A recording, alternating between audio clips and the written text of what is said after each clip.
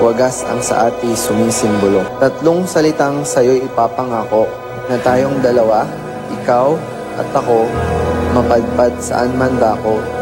At ngayon, tayo magiging isa.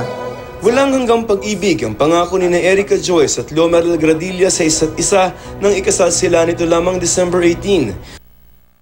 Mahigit 10 taong naging magkasintahan ng high school sweethearts bago nila sinimulan ang panibagong yugto ng kanilang buhay bilang mag-asawa.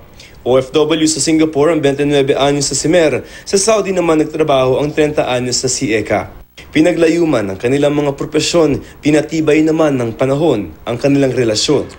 January 9, lumipad pa Maldives ang dalawa para sa kanilang dream honeymoon. Pero ang masaya sanang selebrasyon at bakasyon ng bagong mag-asawa, nauwi sa trahedya.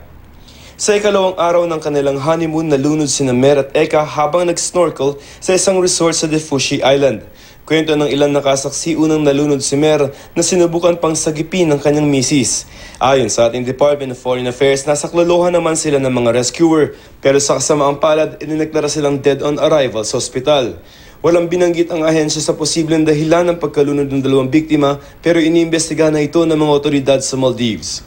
Ang kapatid ni Mer, hindi pa raw makapaniwala nung una sa sinapit na mag-asawa. May nagpunta ka ng kuya ko na hindi ako makapaniwala.